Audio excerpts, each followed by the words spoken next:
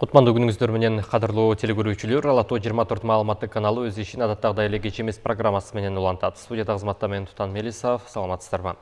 Бүгүнкү эфирде биз жер тилкелерин трансформациялоо жөнүндө сөз кылабыз. Айтсак, буга чейин президент Садыр Жапаров жер участокторун которуу жөнүндө мыйзамга өзгөртүүлөрдү киргизүүнү караган мыйзамга кол койгон.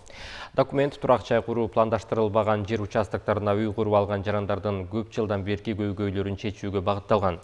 Маселен, мыйзам менен жол жоболорду түшүндүрүү жана кайрыла турган органдарды тактоо аркылуу жер участокторуна документтерди алуу тартиби боюнча көйгөйлөр чечилүүдө. Өлкөдө жарандардын жашоосуна кандайдыр бир деңгээлде таасирин тийгизген экономикалык кырдаалга, баалардын өсүшүнө, пандемияга байланыштуу жарандардын жашоо турмушунда келип чыккан кыйынчылыктарды эске алуу менен бул мыйзам жарандарды айыл чарбадагы жоготууларга байланыштуу компенсацияларды төлөөдөн бошотот. Жаңа мыйзамда дагы кандай жеңилдиктер жана өзгөрүүлөр болду деген суроонун тегерегинде биз алдыда Айыл чарба министрлигине караштуу мамлекеттик жер суу инспекциясынын директору Айнур Абдырасуловна менен маек курабыз. Саламатсызбы? Кош келипсиз. Мына биз жогоруда айткандай эле ушул президент Садыр Жапаров тарабынан кабыл алынган жаңа мыйзам тууралуу сөз кылдык. Эми ушул жаңы кабыл алынган мыйзамдын өзгөчөлүгү, анын мурунку менен азыркы жаңы кабыл алынган мыйзамдын өзгөчөлүктөрүнө бир аз токтолуп кетсеңиз. Саламатчыларбы? Биздин урматтуу президентибиз тарабынан көп жылдан бери чечилбеген социалдык багыттагы маселе чечилди деп так айтсак болот. Бул өзүңүздөргө белгилүү болгондой, бул мыйзам биздин урматтуу Садыр Нуркожоевич тарабынан кабыл алынган экинчи мыйзам болуп эсептелет. Бул биринчи мыйзам негизинен 13 ноябрда 2020 жылы кол коюлуп кабыл алынган. Ал жерде негизги багыт ошол 2009 жылдан кийин суга тайдоо жеринде салынып калган үйлөрдүн тагдырын чечүү маселеси. Ошолордун көп жылдан бери чечилбеген маселесине байланыштуу социалдык багыттагы көйгөйлөр дагы көбөйгөн. Биринчи ошол мыйзамдын алкагында ушул негизинен жумушчу топ түзүлүп, Сокулук району, Аламидин району, Чүй областына караштуу жерлер текшерилген. Ош областында Кара Суу районундагы суга тайдоо жерлери текшерилген. Себеби негизинен бул ушул 2009 жылдан кийинки Ош шаарына, Бишкек шаарына жакын жайгашкан райондордогу көйгөй болуп эсептелген.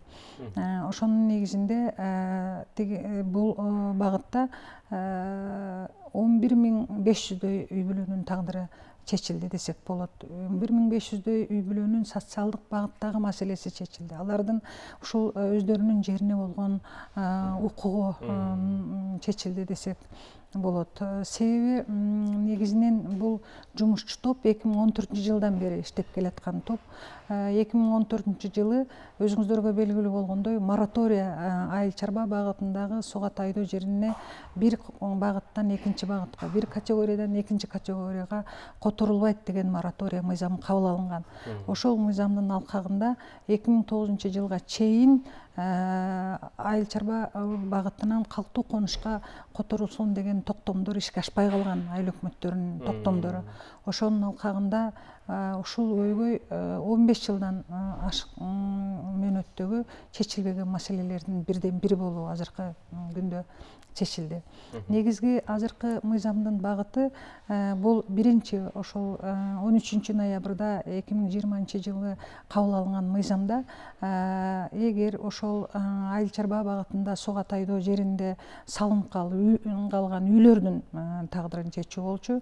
Экинчиден ошол жердеги эмнеден бул келип чыкты ошол негиз. Бул негизинен ошол 311 токтом 2010 жылы 8 декабрда кабыл алынган токтомдо ошол айыл чарба багытындагы жерлерди 0,04 сотуктан 5 сотуктан бөлүп, жанагы жалпак тил менен айтканда кызыл китеп алып алышкан карапайым жарандар мамлекеттик акт алышкан. Бирок тилекке каршы көпчүлүгү ошондой түшүнбөй, мамлекеттик актыны ичин мындай ачканда багыты айыл чарба багытында деп жазылып калган. Бул негизги көйгөй кайдан келип чыкты? Бул негизинен азыркы карапайым кишилер алданып калган негизинен. Ошол 2010 жылдан кийин ГОСАК берилгенден кийин 004 чотка көп жер ээлери мындай өздөрүнүн 1 гектар же болбосо канча гектар үлүш жер болсо ошону моундай бөлүп туруп анан кийин элдерге сатып жиберишкен. Кээ биркилер мындай билип алышкан, кээ биркилер билбей алышкан. Бирок негизги ошол 3.1 токтомдун 10 жылы кабыл алынган кесепетинен ушундай бир жагдай пайда болгон. Негизинен карапайым эл ошончо жылдан бери чечилбеген маселесин анан көтөрүшүп 2020 жылы 13 ноябрда урматтуу Садыр Нуркожоевич биринчи маселени биринчилерден болуп чечип берген. Анан экинчи азыркы кечеги кабыл алынган мыйзамда экинчи маселе пайда болгон. Ал жерде айыл чарба багытындагы жоготум деген бар. Ошону ким төлөйт? Ошол жердеги салынган инфраструктура маселесин ким чечет деген маселе пайда болуп калып, азыркы ошол 2020 жылы 13 ноябрда кабыл алынган мыйзамдын алкагында экинчи мыйзам долбоору жазылып, ал жерде ошол карапайым элдин маселесин чечүү максатында ошол айыл чарба төлөмүнөн төлөнбөйт деген норма кирди. Ал жерде себеби бир жер ээси өздөрү социалдык багыттагы инфраструктуралык түзүмдөрдү өздөрү жасайт. Себеби эгер жер ээси менчик жер ээси болсо, ошол трансформация болгон жерлердин мектептерин, бала бакчаларын, жолдорун бүт инфраструктура маселесин өздөрү чечип берет. Ошону эске алуу менен анан айыл чарба багытындагы төлөмдөр төлөнбөйт деген норма киргизилди азыр. Себеби чындыгында бул карапайым элдердин көп жылдан берки көйгөйү болчу. Ушул маселенин алкагында мыйзам кабыл алынып, буюрса азыр өкмөттө долбоор даяр. Эми бул мыйзамдын аткарылышы боюнча өкмөттө жакында долбоор токтом чыгат. Анан бул токтомдун аткарылышы ошол жергиликтүү бийликке берилет. Негизинен эми жергиликтүү бийликте бул тиги ар бир райондо райондук жер комиссиясы бар. Ошол жер комиссиясынын төрагасы болуп, ар бир райондун биринчи орун басары, акимдердин биринчи орун басары ошол жер комиссиясынын төрагасы болуп эсептелет. Ал эми ошолордун мүчөсү болуп, ушул жерди көзөмөлдөө багытындагы биздин инспекторлор болуп эсептелет. Ошондуктан биз ойлойбуз, эми ушул урматтуу президентибиз тарабынан кабыл алынган мыйзамды жерлерде эми ошол жергиликтүү бийлик өз убагында так элдерди кыйнабай аткарыш керек.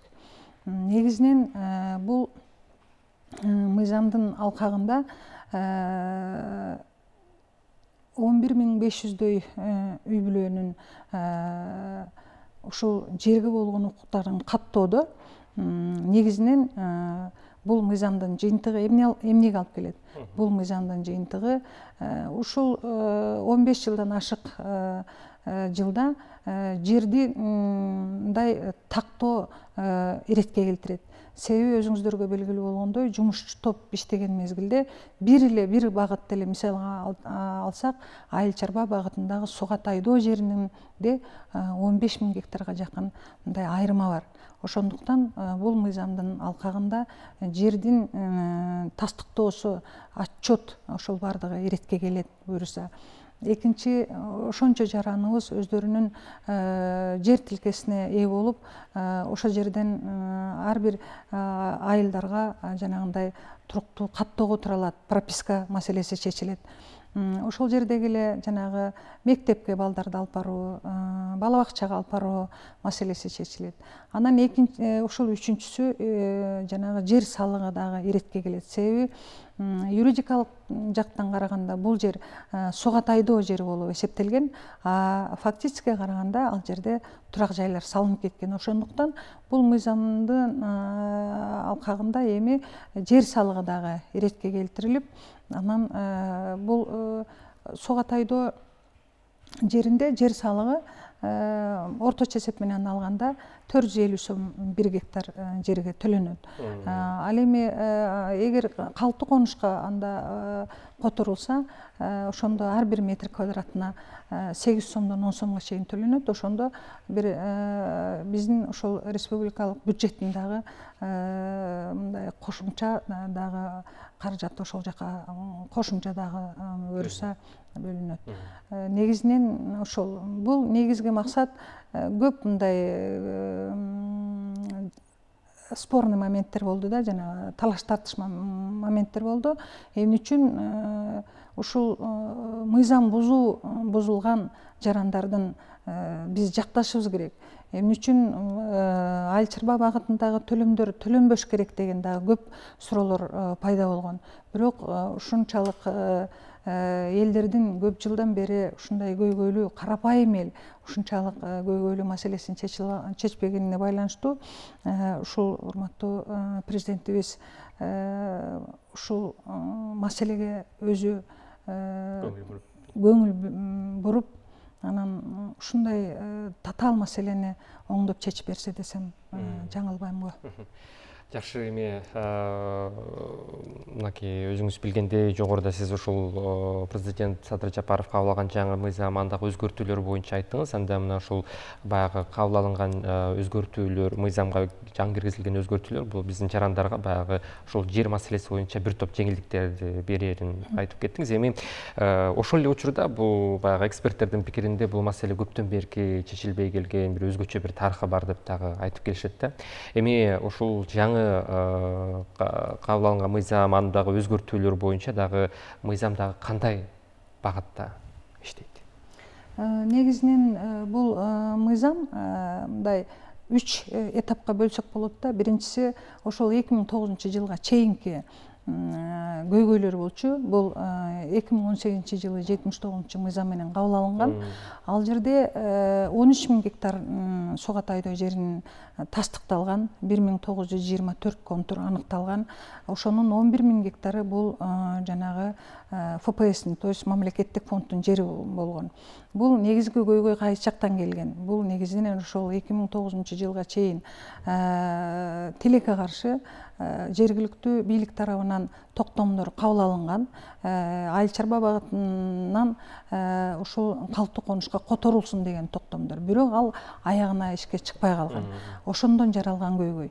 Экинчиси ошол 2020 жылы ошол 13 ноябрда кабыл алынган мыйзам. Бул жумушчу топ изилдеп келгенде ал мыйзамдын талабы ушул 2009 жылга чейинки салынган үйлөрдүн тагдырын чечүү, же болбосо ошол жерде кабыл алынган токтомдорду аягына чыгаруу болчу. Бирок биз жумушчу топ иштеп келгенден кийин дагы бир көйгөй пайда болду. Себеби бул жумушчу топ 2014 жылы түзүлгөн. 2009 жылдан кийинки салынып калган үйлөрдүн тагдыры кандай болот деп. Себеби өзүңүздөргө белгилүү болгондой, мына Ак Ордо 1, 2, 3 жаңы конуштары ошол жерде 10.000ден ашык үйлөр салынып, 10.000ден ашык ушул үй бүлөнүн тагдырын чечиш керек болгон. Ошол көйгөйлүү маселени тилекке каршы ушул урматтуу Садыр Нуркожоевичке чейинки президенттер, же болбосо ошо жетекчилер тилекке каршы мындай жоопкерчиликти алгысы келген эмес, ачык айтыш керек. Азыр эми ошол көйгөйлүү маселе жоопкерчиликти өзүнө алып, урматтуу президентибиз ушул маселени чечип аягына чыгып берди. Себеби 2009 жылдан кийин ким ошол мыйзам бузган фактылар болсо, алар мыйзам чегинде жазага тартылышы керек эле. Ошондуктан мурунку мыйзамда жерди басып алгандарга 5 жылга чейин эркинен ажыратуу биз киргизгенбиз ушул жаза кодексине. Эми мындан кийинкилерин дагы себеби бул жерде мындай эксперттик анализ жасап көргөндө ушул урматтуу президентибиз ошону туура түшүндү. Себеби бул жерде карапайым элдин эч кандай күнөөсү болгон эмес. Негизинен ошол жергиликтүү бийликтин тараптан, бийликтин ар кандай деңгээлинде тилекке каршы ошол мыйзамдардын аткарылышы аягына чыкпай калган. Анан акырында келип туруп анан карапайым эл ошондой мындай өздөрүнчө бир чечилбеген көйгөй жагдайга дуушар болуп калышкан. Ошону эске алып, анан мына 2009-жылдан кийинки салынып калган үйлөрдүн тагдырын кандай чечебиз деп азыр эми рахмат президентибизге, депутаттарга рахмат, ошолорду туура түшүнүп, ушунча элдин тагдырын азыр эми мыйзамдаштырып беришти. Мыйзамдоо бул ошончо карапайым элдин жерге болгон укуктары тастыкталды. Ошо менен бирге эле эми ушул мамлекеттик деңгээлде жер иретке келди. Ар бир жердин түрү категориясына жараша, Кудай буйруса, эми иреттелет бардыгы. Себеби өтө чоң разница бар, 15.000 гектарга чейин айырма бар. Ошолор иреттелет. Тиги негизинен бул ар бир мыйзамдын аткарылышы эми көзөмөлгө алынышы керек. Себеби эгер ушунчалык жоопкерчиликти алып, мыйзамга кол коюп, элге, карапайым элдин тагдырын чечип бергенден кийин эми биз калган мамлекеттик деңгээлдеги министрликтер болобу, жергиликтүү бийлик болобу, эми элди кыйнабай биз ошол мыйзамды аягына чыгарып беришибиз керек. Абдан жакшы. Эми мынакей өзүңүз сөзүңүздү улайлы, мына жогоруда айтып өтпөдүңүзбү, баягы буга чейин баягы эгер мыйзамсыз жер басып алуулар болсо, биз 5 жылга чейин эркин ажыратууну киргизгенбиз, сунуш депчи. Эми ушул жаңы кабыл алынган мыйзам, андагы өзгөртүүлөрдөн кийин, эгерде мындан ары дагы ушул мыйзамсыз жерлерди басып алуулар болсо, аларга кандай чаралар көрүлөт? Негизинен биз Кыргызстандын жараны болгондон кийин ошо Кыргызстанда кандай мыйзамдар кабыл алынса, ошого биз баш ийишибиз керек, ошонун талабын аткарышыбыз керек. Ошондуктан биринчи урматтуу Садыр Нуркожоевич кол койгон биринчи эле мыйзамда 13 ноябрда 2020 жылы кабыл алынган мыйзамда так жазылган. Мындан ары эгер ар бир жаран алган колдонгон жеринин багытын бузса, анда ушул жаза кодексинин 207 беренесинин негизинде 5 жылга чейин эркинен ажыратылат. Же болбосо 3 категориядагы ошол норма колдонулат деп ошол жерге киргизилип, талап так коюлган. Эми мындан кийин эгер ошол айыл чарба багытында жер алабы, же башка багытта жер берилеби, колдонулууга же башка багытта өз багытында гана иштетиш керек. Эгер багытты өзгөртүү менен кандайдыр бир башка аракеттер болсо, анда ушул жаза кодекси менен ар бир жаран ушул мыйзам алдында жооп берет. Түшүнүктүү. Азыр биз ушул боюнча багытталган атайын графика бар эле, ошого көңүл буруп, андан соң маегибизди улантсак.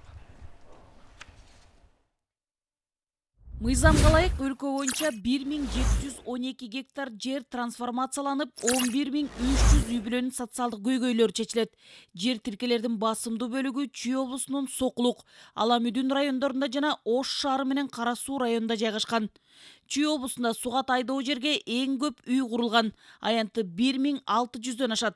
Аламүдүн районунда 288 гектардан көп аянтка там салынган. Курулган турак жайдын басымдуу бөлүгү Сокулук районунда. Айыл чарба багытындагы 1300 гектардан ашык жерге миңдеген түтүн отурукташкан.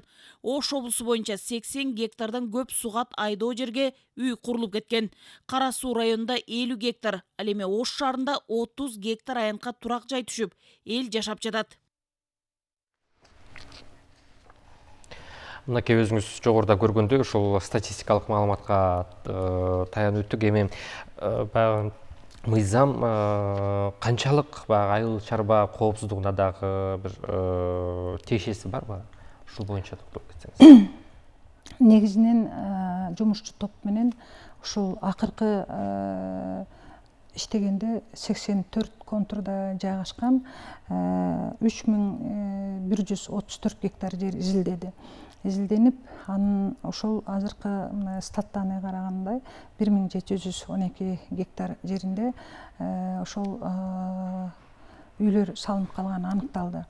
Бул негизинен чындыгында мындай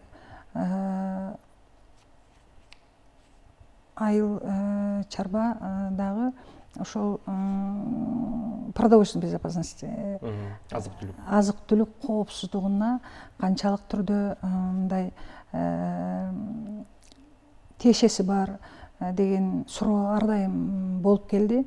Буну ошол жумушчу топтун алкагында биз аны аныктадык.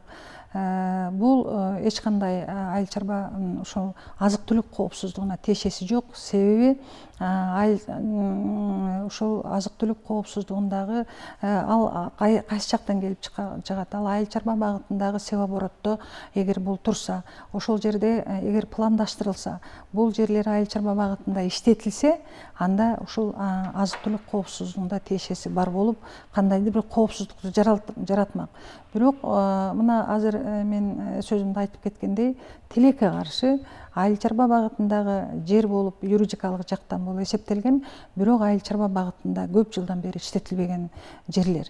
Бул негизинен ошол Аламүдүн районуна караштуу ошол Көк Жар айыл өкмөтүндөгү, Лебединовка айыл өкмөтүндөгү, Кара Жыгач айыл өкмөтүндөгү жерлер. Бул өзүңүздөргө белгилүү болгондой, ушул 2010 жылдан 2005 жылдары кайрадан жанагындай жерди басып алуу болуп, ошондо жана көп жерлеринде инерттик материалдар төгүлүп, анан айыл чарба багытында иштетилгенге мүмкүнчүлүк болбой калган. Ошондуктан жанагы айыл чарба багытындагы севооборот сельхозобороттон чыгып калган. Ошондуктан бул жерлерде мындай түшүм алынган эмес. Ошондуктан азык-түлүк коопсуздугуна коопсуздук мындай жаратпайт деген ошондой бир тыянакка келгенбиз. Түшүнүктүү. Эми мынакей тиешелүү адистердин айтымында алдыда турак жай түшкөн тилкелердин иретке келтирүү жумуштары аткарылат экен. Бул учурда эми биздин жарандар эмнелерге көңүл буруш керек? Негизинен биздин жарандар акыркы кабыл алынган мыйзамдын талабын аткарыш керек. Ал талап кандай? Ар бир жерде азыр эми мына өкмөттөн токтом чыгат. Ошол токтомдо так аткарылган. Канчалык түрдө кайсы комиссияга барыш керек, кандай жанагындай маалыматтарды даярдаш керек. Ошол маалыматтардын баардыгын ошол жарандар өздөрү ошол комиссия менен бирдикте иштеш керек. Негизинен булар эмнеге көңүл бөлүш керек? Дагы кайрадан жанагындай эми ачык айтып кетиш керек, жанагындай жерди сатып жанагы алдоочулардын командасына кирбеш керек да. Себеби өзүңүздөргө белгилүү болгондой буга чейин жер саткычтар болгон. Өзүнчө бир жарандарды алдап башка багытта үгүттөгөн баягындай өзүнчө бир топ болгон. Ошолорду укпай ушул азыркы мыйзамдын талабын так аткарып, өздөрүнүн ушул жерге болгон укуктарын аягына чыгарып алыш керек. Себеби азыр дагы башталат бул жерден канчалык түрдө ким ал жерге мыйзам чегинде укугу бар, ошол укуктарын дагы алар аныктап алыш керек. Себеби биздин көп жарандарыбыз жанагы жарандык түрдө тил кат алып алган. Эч кандай ошол жерге болгон укугу катталган эмес. Жанагы гражданский сделка болуп эле тил кат менен сатып алуу келишимин каттабай, бирок жанагындай расписка менен алып алган. Ошого урматтуу ушу биздин карапайым элдерибиз ошого көңүл бөлүп, өздөрүнүн укугун биринчи ошол сатып алуу келишимин нотариустан өздөрүнүн укугун биринчи тастыктап алыш керек. Анан ошол тастыкталгандан кийин анан өзүнүн ошол жерге болгон укугун тастыктагандан кийин анан комиссияга кайрылышат. Азыр ар бир райондо, ар бир айыл өкмөттөрүндө бул багытта комиссия түзүлгөн, иштеп атат. Ошол жердеги комиссияда 11 багытта жанагындай комиссия мүчөлөрү бар. Ал жерде санэпидем норма бар. Ал жерде ошол нормага дал келген жарандардын жер тилкелери мыйзамдаштырылат. Себеби көп комиссияда чечилбеген маселе болбойт, ар бир маселе каралат аягына чейин. Эми туура түшүнүш керек, бул эгер кандайдыр бир салынып калган үй санитардык нормага жооп бербесе, анда ал үй мыйзамдаштырылбайт. Себеби өзүңүздөргө белгилүү болгондой, көпчүлүк мындай үйлөр мыйзамсыз, ген планда жок жерге салынып калганына байланыштуу тилекке каршы ошол санитарлык нормага жооп бербеген дагы үйлөр бар. Ал күмбөздөрдүн жанында жайгашкандар, же болбосо баягындай электр линиялардын түбүндө жайгашкандар, ошондой бир кандайдыр нормалар талап кылынат, анан ошого дагы көңүл бөлүшсө. Демек ошол коопсуздук талаптары аткарылбаса, демек аларга мыйзамдаштырылбайт. Ошону дагы туура кабыл алып, ошого дагы даяр болуш керек биздин жарандарыбыз. Жакшы, эми соңку суроолордун бири болсо, мынакей ошол жер мыйзамсыз жер басып алууда баягы эки жаран бирикип бир участокты алгандар, ошол учурда бөлүшүп алгандар деле болду да.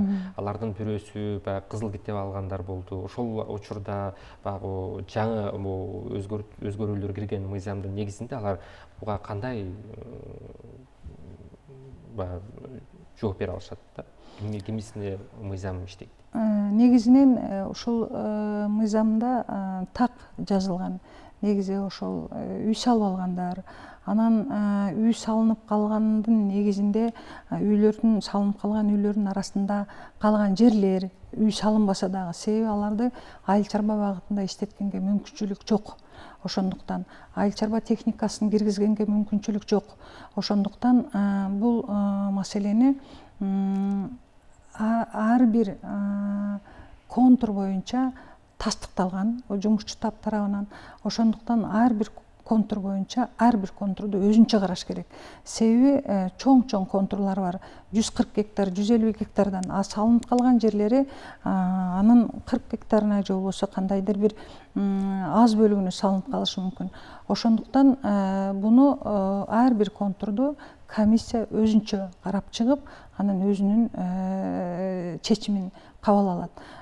Ошол комиссия чечим кабыл алган, чечим анан ошол райондон областка, областтан анан өкмөткө кетип, анан өкмөттөн трансформация жөнүндө токтом чыгат.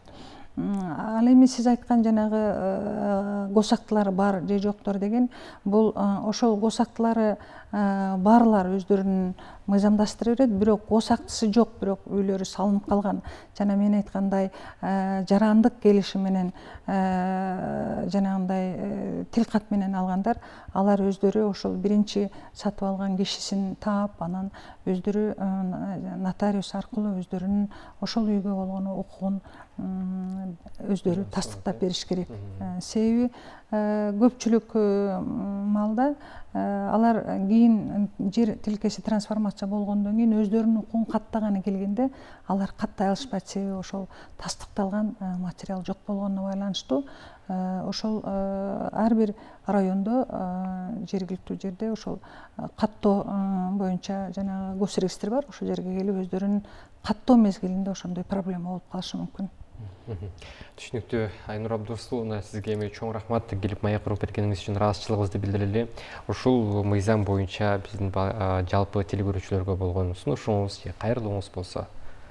Мен биринчиден дагы бир жолу ушул карапайым элдин көйгөйүн чечип берген урматтуу президентибизге ыраазычылык билдирет элем.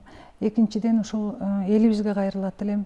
Ушунчалык мүмкүнчүлүк түзүп бергенден кийин мыйзамды сыйлап, мыйзам чегинде ушул ар бир өздөрүнүн жерге болгон укуктарын каттап алышса. Эми үчүнчүдөн кайрылат элем жергиликтүү бийликке, акимдерге, элди кыйнабай, мыйзам чегинде канча күн мыйзамда 14 күн деп каралган, ар бир ушул арыздын каралышы, келген түшкөн арыздын каралышы, ошону ушунча жылдан бери кыйналган элди мындан ары кыйнабай, өз убагында ушул маселени чечип, аягына чыгып беришсе деген ушундай бир сураныч. Эми ушундай көйгөй чечилди. Мындан ары урматтуу биздин жарандарыбыз айыл чарба багытындагы жерлерге ыйык мамиле жасасак, себеби бул жер эне эч качан элдин эмгегин жебейт. Ар бир багыттагы өзүбүз агрардык республика болгонубузга байланыштуу биздин ар бир ушул айыл чарба багытындагы жерибизге мындай өзгөчө мамиле жасап, ушуну барктап билип алсак. Чоң рахмат сизге. Ар дайым ишиңизде ийгиликтер болсун. Ден соолукта болуңуз. Ардактуу телекөрүүчүлөр, биз жогоруда Айыл чарба министрлигине караштуу мамлекеттик жер суу инспекциясынын директору Айнур Абдурасуловна менен жер тилкелерин трансформациялоо жөнүндө сөз кылдык. Белгилей кетсек, ушул кезге чейин жер участоктарын трансформациялоодо турак жайларды куруп алган жер тилкелеринин ээлери айыл чарба жоготууларын жана алынбай калган пайданы төлөш керек болчу. Ошондой эле мыйзам менен жаңы конуштардын инфратүзүмүн жакшыртуу боюнча демилгелер трансформацияланган жерлердин ээлерине өткөрүлүп берилет. Сиз көргөн кеч эмес программасы болду. Бүгүнкү эс алуу күнүңүздөр ийгиликтүү улансын. Саламат болуңуздар.